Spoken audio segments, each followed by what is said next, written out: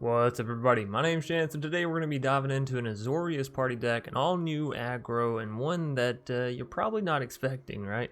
So not only is it Azorius, and that's kind of off the wall, it's not mono white or mono green or mono red, it's Azorius, so it's two colors, and it's one that's been known for control. But instead, today we're going to be diving into Azorius party, playing some unlikely cards that actually meld pretty well together.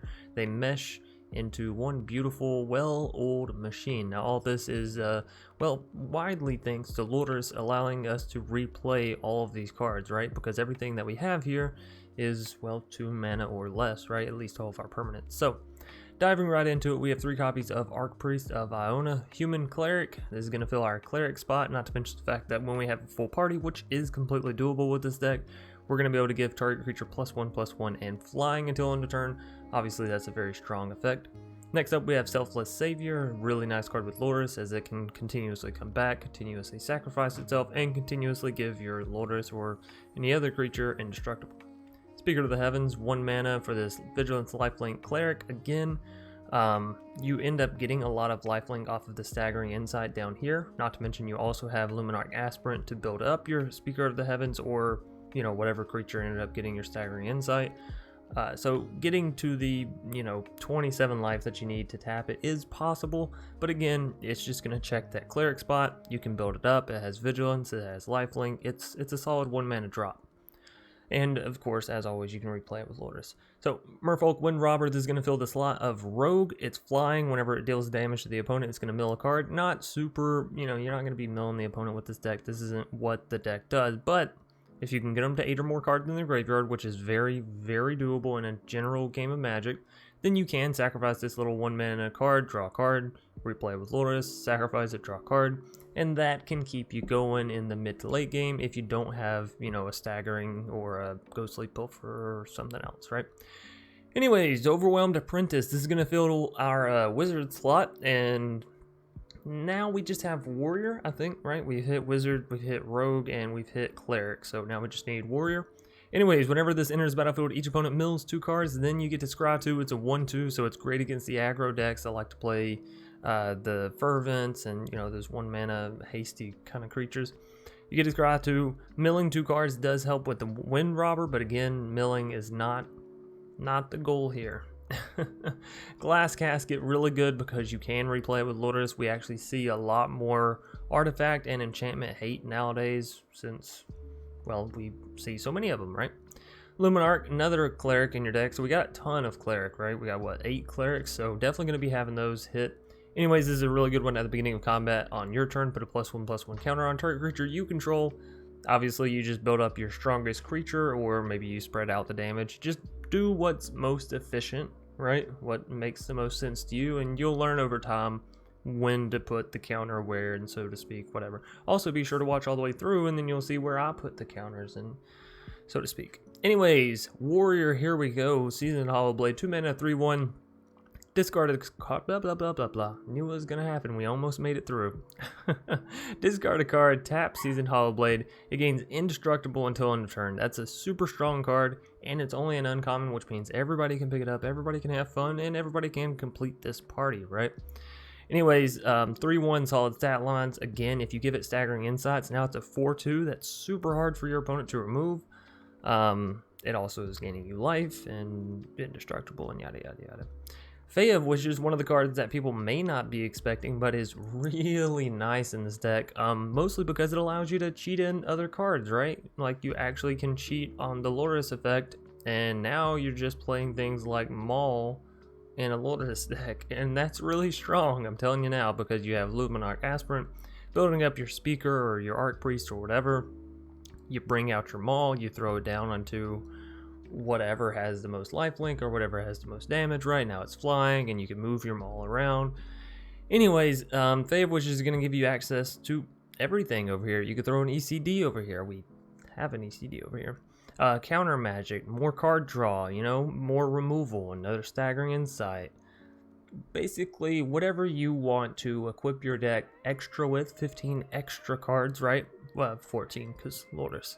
Anyways, 14 extra cards to deal with the opponent's stuff, and, not to mention, Fae of Wishes works beautifully in the party deck. 2 mana flying, right? So Luminarch can just buff this up. Now it's a free way to deal damage. It's already evasive. It's a wizard, so it helps check that box off for your party. And does all the, grabbing, shenanigans, whatever. Not only does it work well with Luminarch, not only does it grab all that stuff, you throw staggering on it. Again, it's flying, it can swing in, it can draw you cards easily, it can be returned to your hand, it can be replayed with Lurrus. The effects are just so grandiose, it's insane. Anyways, moving us down. These next 2 cards that you probably don't see get played very often, but I'm telling you, they work well in this deck. Ghostly Pilferer and Nimble Trapfinder. So, this one, not so much, but it is still nice, and especially nice if you get it down when you're going first, right? It's kind of like a robber of the rich. If you're on the draw, if you're on the play, get it down turn 2, and then you just continuously deal damage, right? Because all of your creatures check, the cleric or the rogue or the warrior or the wizard. You don't have a non-party creature in the deck except for Lurrus and Selfless Savior. So every time you play something, it's going to proc this, it's going to allow this to swing in and deal damage. And if you do hit that full party, it's sort of a win even harder condition, right? You just draw 4 or 5 cards, right? Depending on how many party members you have. Anyways, goodness gracious, my voice is just going out tonight. That's what happens when you talk all day. Anyways, it's a super good card. Human, rogue, so on and so forth. Staggering Insight, 2 mana enchantment aura. It's only an uncommon, +1/+1, gives them lifelink, and gives you the ability to draw a card. It's a card that we haven't seen in a while, but still really good. And the fact that you have it with Lurrus available means, again, if it gets removed, you just replay it again and again and again. I really like this card, and this is a card that probably don't see enough of. Of 1 mana, 3 mana sorcery. This spell costs 2 less to cast if you control a human and a non-human. You get to draw 2 cards, so 1 mana, draw 2. Right? We got a lot of humans, non-humans. We got dogs, we got Lurrus, we got Merfolk, we got fairies, I guess. And then, of course, we have plenty of humans in the Nimble, Seasoned, Luminarch, Archpriest, Speaker, right? All those are humans. So, last but not least, we have Miria's Call. This is going to help if you need the warriors. Nah, it's just one of the mythic flippy floppy lands. It's really nice to have it if you get to that mid to late game. Gives all your creatures indestructible, gives you 4/4 flyers. It's a big coup de grace. So make your sideboard what you want. This main deck, I really do enjoy it. You could probably throw in a few more counter spells, maybe a few more probably not any more card draw, maybe some more of 1 mons, but again, we do have an of 1 mon in the sideboard, as well as a copy of Staggering Insight, and you're going to want some cards that you'll want in your main board in your sideboard, because if you hit Fae, then you can just guarantee that you draw it, essentially, right? Anyways, this was a super fun deck to play. If you like tempo-y decks, if you like aggro decks, I highly recommend you check it out. And if you enjoyed Lurrus, obviously, this is, a new splash, a new taste of life for an old dog, so to speak. New trick, I don't know. Anyways, thanks everybody for watching. Hope you enjoyed. If you did, please be sure to leave a like down below, comment in the comment section, subscribe if you're new here and you want to see more content. Hit that bell icon so you can actually get more content, and YouTube can send you updates and notifications and all that good stuff. I'm going to quit talking because obviously my voice, my words, they're all sort of going out tonight. It's late and I'm tired. Thanks again, and without further ado, let's hop into the magic days. Kronos, how you doing, my friend?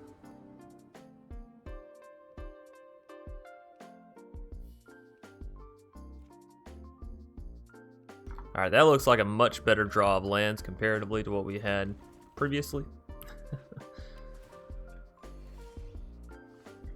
We'll go for the Archpriest off the Ripperino. Off the Ripperino. Croxa. Croxla. I discard a land. Not too worried about 3 life quite yet. We may get to where we are, but as for now, we'll be alright. Bam. They're probably thinking we're mono white party or mono white clerics, or maybe even Orzhov clerics. But they would be wrong. These Azorius.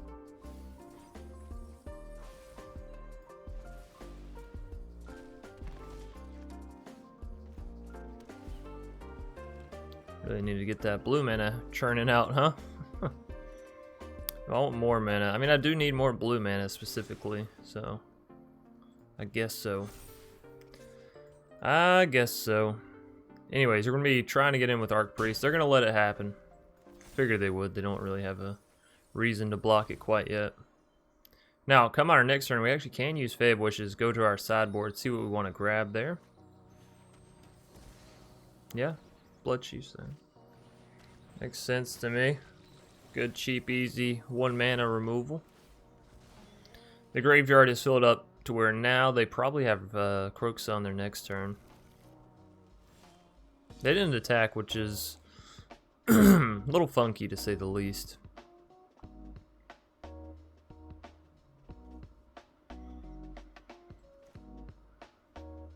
Alright, well, let's use Fae. We know they're about to play Kroxa, so let's see what deals with that. ECD? Nope. It's 2 mana. It's 2 CMC, so ECD doesn't work. Glass Casket? Glass Casket does work. Super cheap, super efficient. Banishing Light also works. Let's just get the Glass Casket, shall we?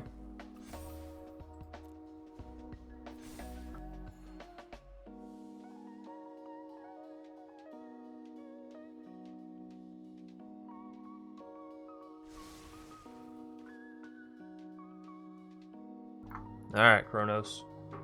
Show me what you got, you master of time.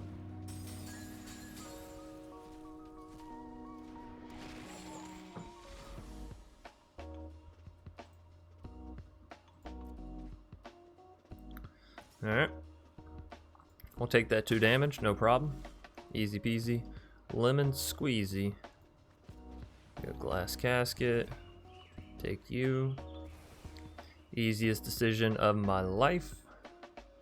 Then we can just jam down a Fae of Wishes, I think. Archpriest. Another cleric. We have one in the graveyard. I'm actually gonna bottom this guy, I think. I'll play you down.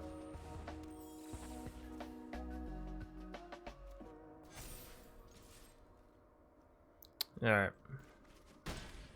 So we got our wizards, we got our rogue in the board over there, we got a cleric on the field.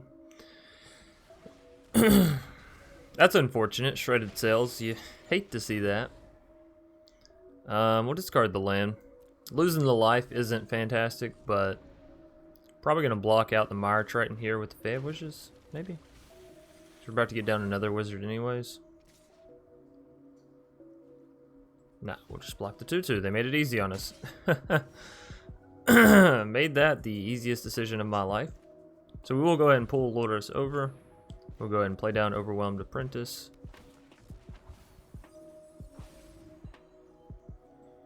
Two lands, you say? No thanks.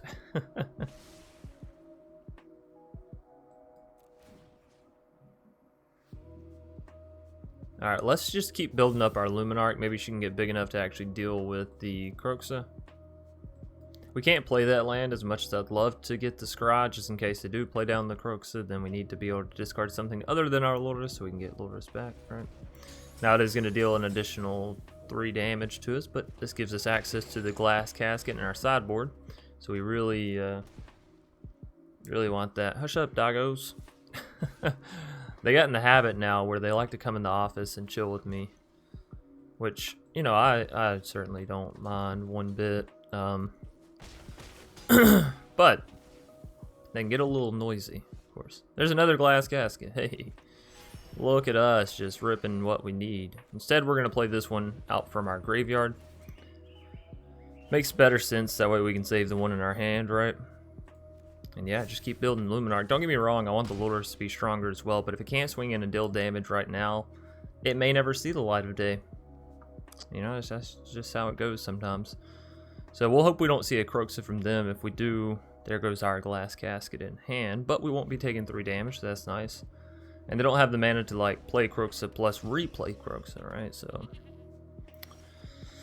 alright, cool beans, cool beans. So we have a cleric. We can Glass Casket the Woe Strider, that makes sense. Feel like we should get something other than a cleric back, that's for sure. So we have rogue and a wizard over in the sideboard. You're a wizard, Harry. I think we take the flyer. I think we go Glass Casket. Take you. Yes, please sacrifice your goat before I take your only other creature, and that way I can just swing all in at your face. Makes me a lot happier. What you looking at? They're deciding which one they want to exile? Maybe they have a Cling to Dust. Maybe that's their other card, right? So let's go for the Fae. And then Archpriest. Buff you up and get in for 9. Ooh. Opponent's down to 5, we're up to 13.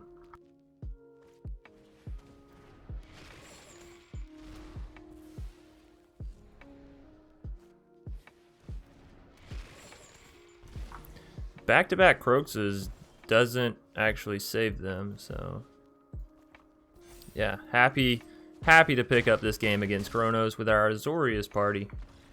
And yeah, bringing it on home up against one of the better decks, honestly, in Standard. Alrighty, JSOT, and this is the number 25 Mythic going up against a low tier 4 Diamond. You know, Magic, this is considered bullying. I just like everyone to know. This is like when a 7th grader pounds on a 3rd grader. Is it really even fair? Alright. We got them, no problem. They're playing Gruul Adventures. Gruul Landfall, correction, whatever. We got this, no problem, right? We can do it. You can help. Home Depot.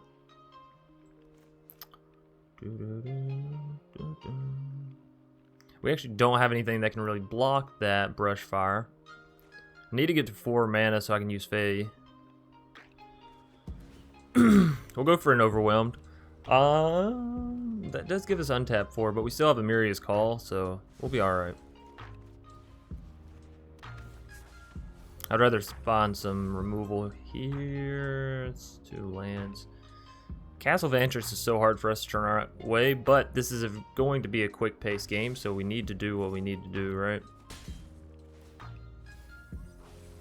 Need to do what we need to do.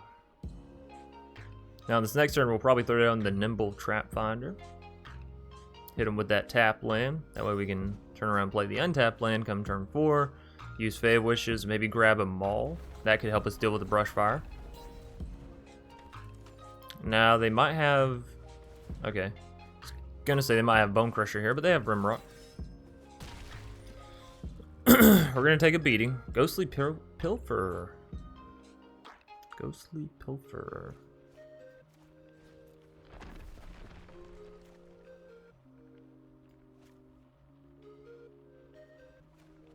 Sure. We'll get down the Pilferer.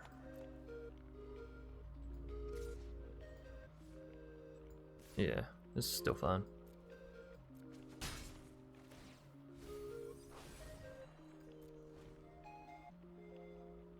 Alrighty. So that Brush Fire is, well, continuing? One of those versions. Oh my god. This is just a little rough. This is just a little bit brutal. Speaker of the heavens. Speaker of the heavens. Wizard, rogue, cleric, rear. Almost at a full party. Oh, right, I was gonna Fae of Wishes. Well. Damn. Dun dun dun dun dun.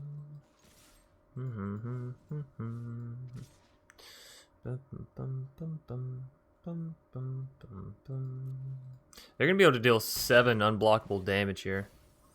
Really need. Oh my goodness! Thank God we just milled that Fabled. That would have been lethal. Of course, it doesn't stop them from already having a Fabled, I suppose. The Brush Fire. Let's see if they have a land that is game. Okay. Alright, alright, alright. GG. We never stood a chance. Never stood a chance.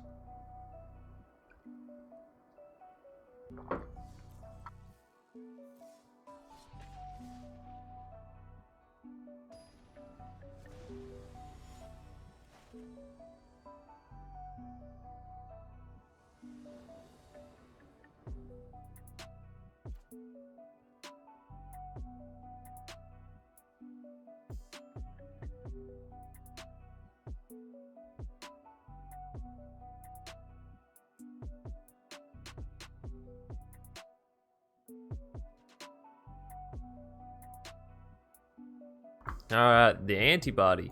We're gonna take a mulligan there. It's what we call an unkeepable.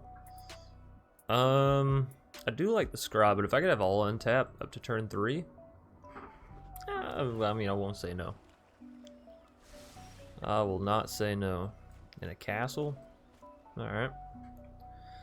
Okay.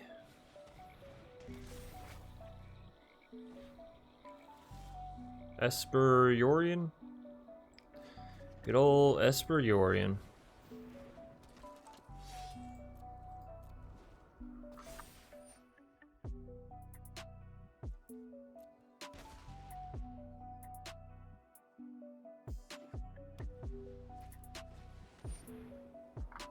Alright. Elspeth's Nightmare coming down early against us, huh?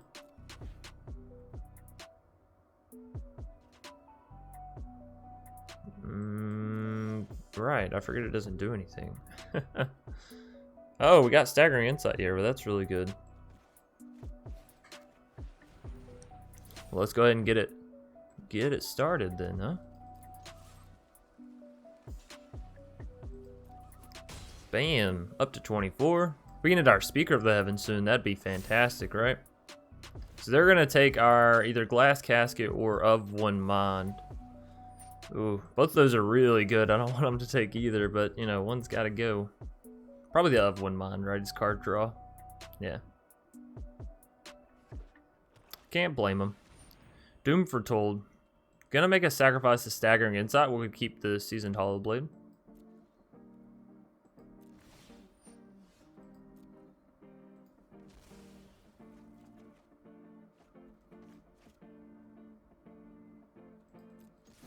Alright, and end we swing.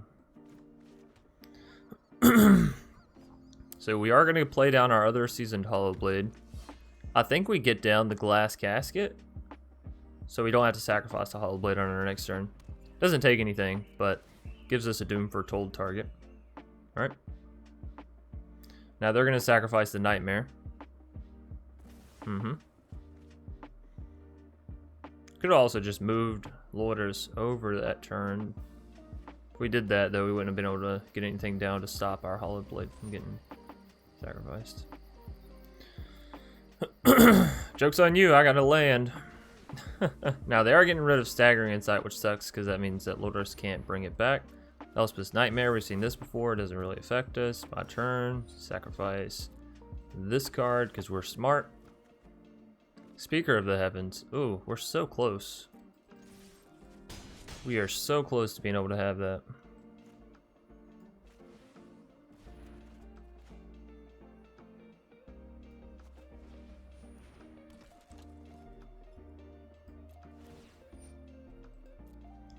Alright.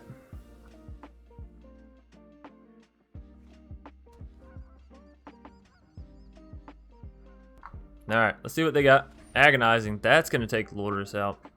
Out to the ball game. Will cost him a life, though. And then Doom... Oh, okay, and they pull Yorion over. Doom Foretold will get rid of our Speaker. Still doing 6, putting them down to 5. Luminarch allows us to deal 7.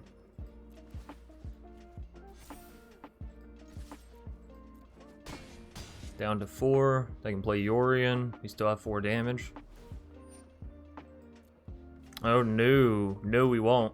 Oh yeah, because Doom Foretold had to sacrifice itself. Woo! Yeah! Extinction event. That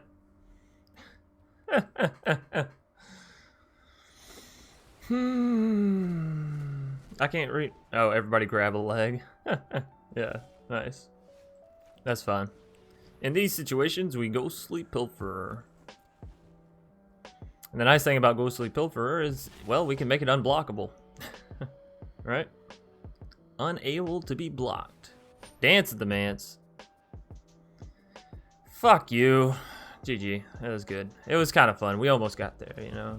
Four health off. I say we did pretty good work. Bad luck, Johnny. Well, we'll hope you have bad luck. We'll hope we have good luck this game, because we've been having the bad luck. So it's mono red. Oh, how I love you so. It's mono red. Come to save the day. Thank God we got rid of one of those fervents over there. Yeah, we'll keep this actually just as is. Too selfless. I won't say no up against a mono red. And we got rid of a Torbrand. Yes. Kargan Intimidator. Intimidator. Not going to be able to take out our creature here. Fantastic.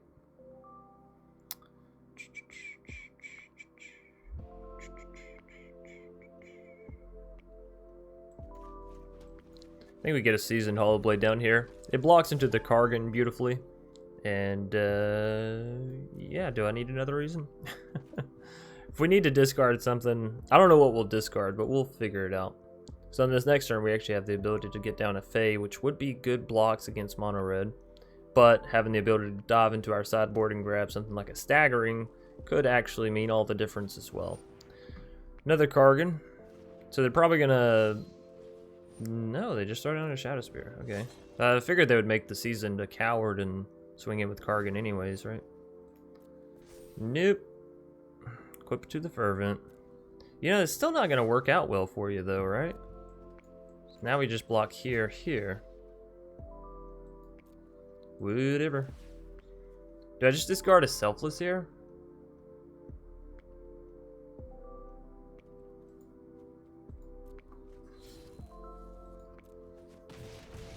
Don't love it, but, you know. I don't love it, but... Gots to do what we gots to do. You couldn't be untapped, huh?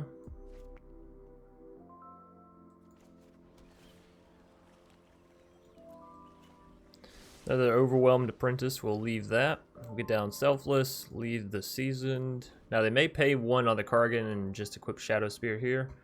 And they can make Seasoned unthreat. Non-threat? You know what I'm saying.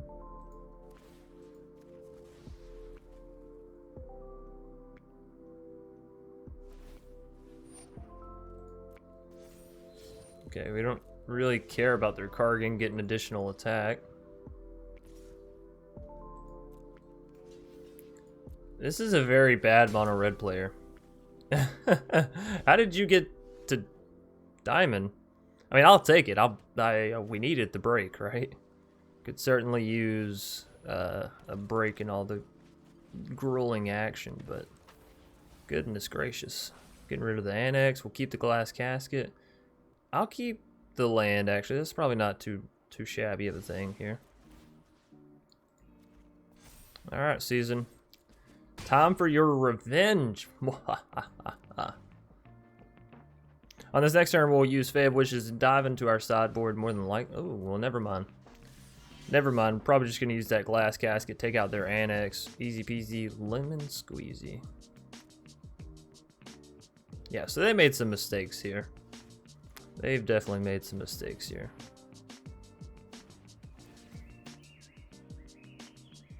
Now we'll get in for a little bit more damage. Was that 7? Sweet. Pounding on a mono red. This is a little backwards, huh? You're not used to Azorius taking you to Pound Town, are you, mono red? You think we just all play control over here on the white-blue side, but it's not true. It is not true. And they get down to one creature that can't even block me. You fool. You've played into my trap card. Oh wait, that's wrong game. Sorry, everybody. This is the wrong game. Now, them putting that Shadow Spear on Rimrock is going to be unfortunate for us, but you know, there's not much we can do about that right now. You're all humans, aren't you? Yep, Fae is the one non-human. I was gonna say we could use the of one mon, potentially, but...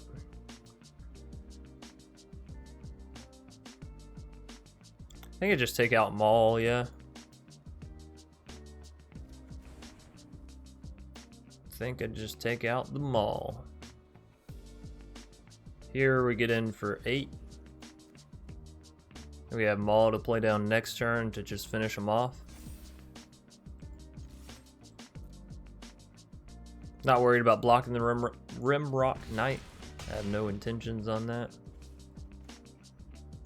We'll leave the land in hand because, okay. I was gonna say, because you never know when they might draw another Thundering Rebuke, and then I don't want to discard Maul, but you know, awkward situation, basically.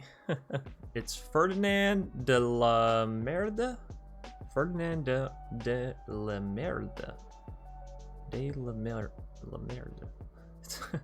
It's those, like, things where you have to reshape your mouth that I'm always so terrible about, right?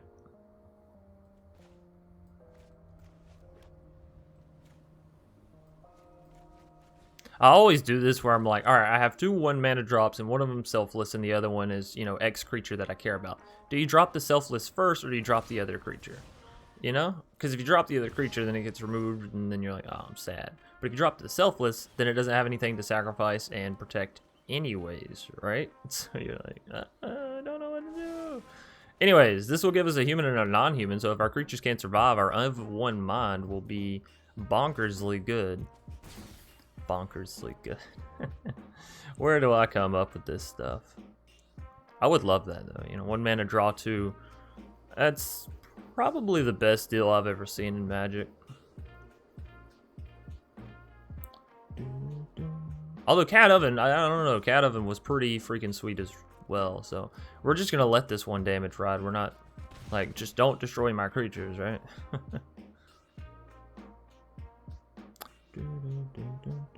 They got a Bone Crusher or something. They got some instant speed stuff. Spikefield. I protecteth you, speaker. Now that means we're not going to have a human and a non-human, unfortunately for us. If we can get down Ghostly Pilferer, that does give us a human and a non-human. Or we get down Season. Nah, I really want this human non-human thing to work. We need some land. I want that card draw. You know, I got a lot riding on this. Kids trying to go to college. I'm joking, I'm joking. I don't have any kids, and they are most certainly not trying to go to college as of right now, even if I did. Not that old, contrary to some people's popular belief.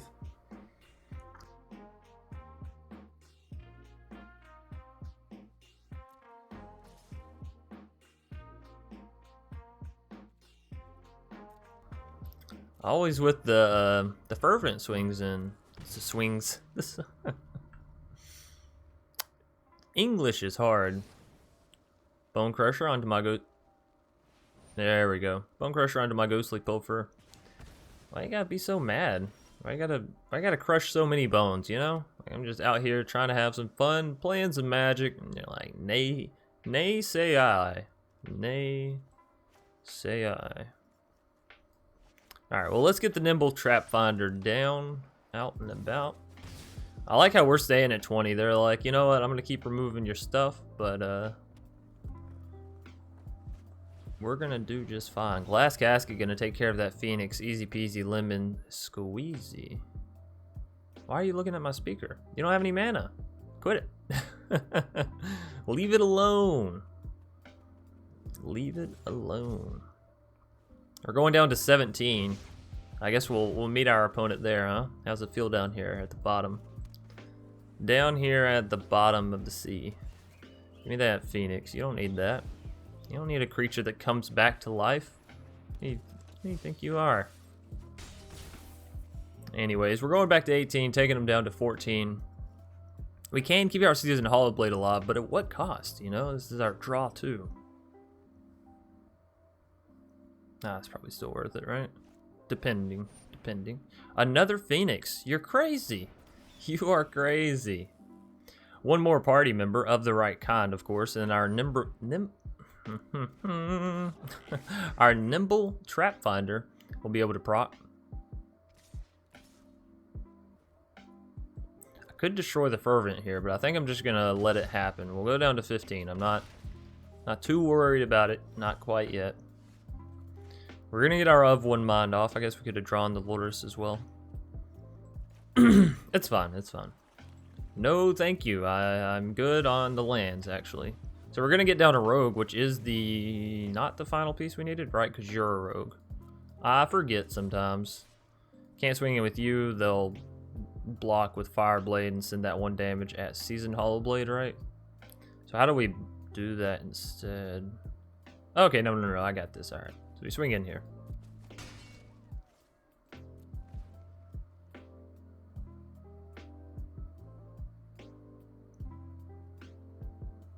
This puts them in a little bit of a tricky situation. Now, they do have Castle Emberth, which could be annoying.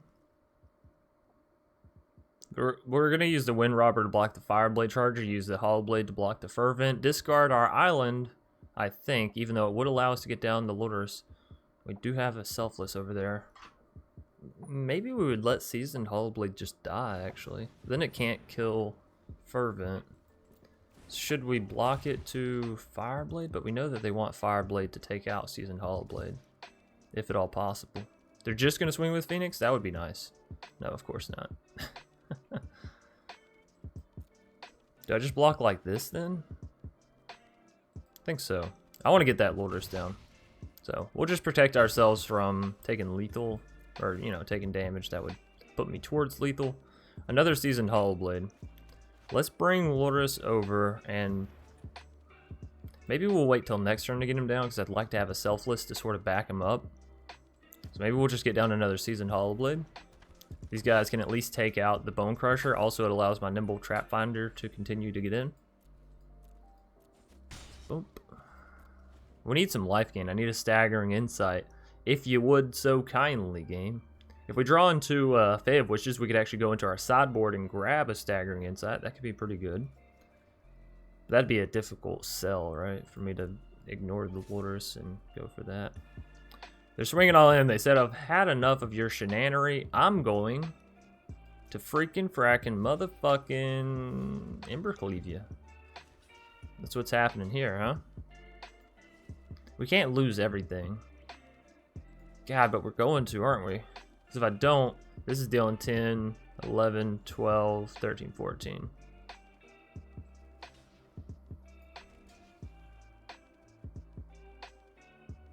Why do you all have to have 1 health? This is a nightmare. Absolute nightmare.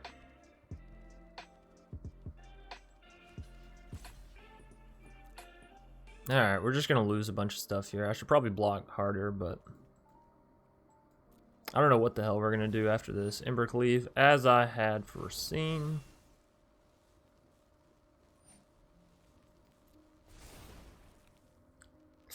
We're still basically dead.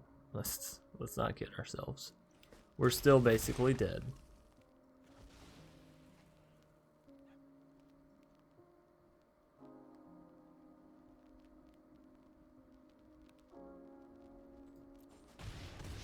What do they have, I wonder, that they could still use?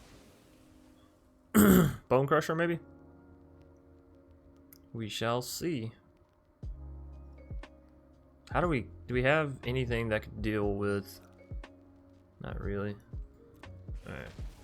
We gotta resolve that one. So they didn't finish us. We got the Fae of Wishes as well. Well, Fate would allow me to grab Banishing, but we couldn't play it. Fate would allow me to grab another Glass Casket, but then they just Embercleave onto the Phoenix and we're dead anyways. I think this is a GG. I don't think there's anything we can do to come out of this hole. So apparently 1 health creature is not very good against mono red.